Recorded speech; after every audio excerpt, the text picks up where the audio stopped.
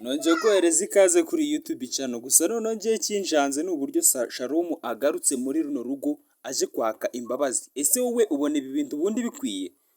Ese wowe waba uri muntu ushobora kwihanganira umuntu ushobora gukubitira mu bantu? Reka tubiganireho muri comment. Gusa nkubwira ngo ikigaragara cyo uyu Shalom yamaze guseba kandi ikindi nta n'urukundo ateze kongera kubona. Ese wowe washyigikira Alisa ko akundana nawe? Gusa ngiye rwose ndi inyuma ya Cedric, ndetse niba nawe bashyigikiye ubitwandikiye muri comment utubwire.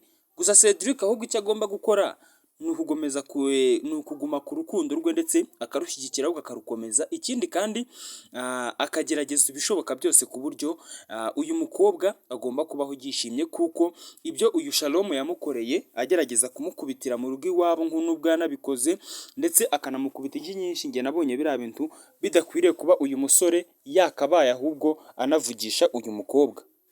Niba ufana iyi couple ya Cedric ndetse na Alisa bitubwire muri comment, kuko ngewe mbari inyuma uko byagenda uko ariko kose, kuko ubona ko ari couple imeze neza ndetse yishimye. Ikindi kandi kiri hagati yabo barubahana, ariko uyu musore Shalom we ashaka gukoresha imbaraga z'umurengera yitwaje uwo ari we. Ikindi kandi agashaka no kwerekana ko arenze cyane bitewe n'uko ngo yahawe umugeni akiri mutoya. Ese ni gute uhabwa umugeni? Nicyo nibaza. Ukava mu Rwanda ukajya kwiga mu Bwongereza ukagenda udakoze umurenge, kandi uzi neza ko wahawe umugeni. Mbere umuntu aragenda kandi akabona, kandi amarangamutima agiye ashaka. Ikindi kandi uyu mukobwa nk'uko yanabivuze ntabwo yigeze yishimira umusore Shalom. Iki ngiki rero isomo ry'uyu munsi riragira riti kuba wasigira umuntu isezerano ridafite igikorwa ntacyo bimaze, kuko umuntu arahinduka. Ikindi kandi umuntu ahura n'abantu benshi bagiye batandukanye umunsi ku munsi. Ibi ngibi nibyo byabaye kuri Shalom, agaruka azi ko umukobwa kimufite rwose, none ubu ngubu biri kumubaho n'akumiro. Cedric yaramwegukanye gutyo, ubu ngubu ni umufite. Uyu nguyu aracyari kurya amagufa kandi inyama zarariwe kera. Ni nka kumwe mbega bavuga ngo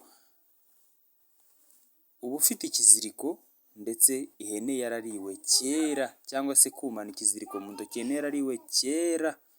Gusa niba ubakunda ushyigikiye iyi couple ya Cedric ndetse na Alisa, kanda subscribe ndetse unatubwire muri comment uburyo ubibona, kuko ngenda ndabona noneho byabaye ibindi ndetse biri buze no gufata urundi rwego bikazamo n'ababyeyi babo.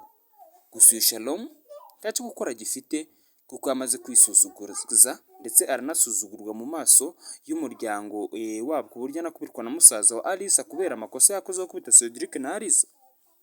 Kora subscribe, kora subscribe, kora subscribe, kora subscribe. Njye tubanye ndi Isaac.